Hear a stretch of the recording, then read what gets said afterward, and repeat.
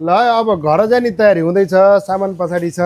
घर जाने सामानहरू अर्डर गरेर आएको छ। फेरि आज एउटा घडी अर्डर गरेको छु, मेरै अर्डर गरेको मेरै नाममा छ।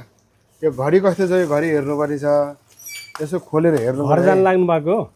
घर जानु पर्यो अब के अनि, म परदेशमा बसेर पनि भएन, यत्रो साथीभाइसँगै जानु लाग्दाखेरि घर जान मन लाग्यो। यो खोलौँ है त, हेर्नु त्यहाँ अब कस्तो घडी मगाउनु भएको थियो?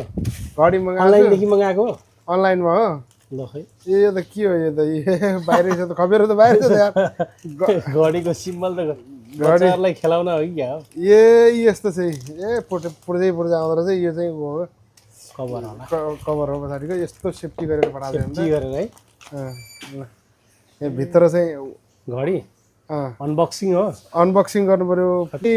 नेपालको चाहिँ नि होइन, 18,000 को घडी हो यो। नेपालको 18,000 को घडी? 18,000 घडी हो। यसलाई वाच 10 लेखेको छ हेर्नु चाहिँ, वाच 10।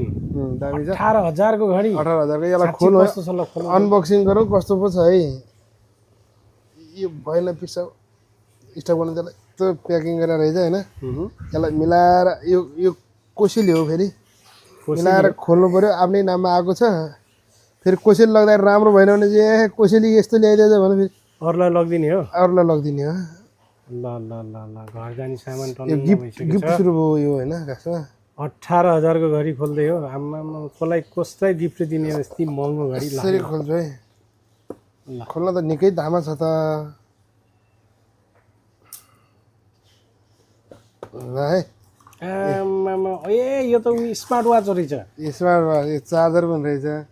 यो चार्जर रहेछ यो होइन, चार्जर यस्तो चाहिँ यो फिता रहेछ होइन। फिता एक्स्ट्रा फिता हो कि त्यसकै? होइन, एक्स्ट्रा फिता यहाँ चाहिँ। ए एक्स्ट्रा चाहिँ त्यो बाहिरको हो? यो पिङ्क कलरमा भनेको थियो होइन, पिङ्क कलर ठिकै छ। ठिकै छ, ठिक छ।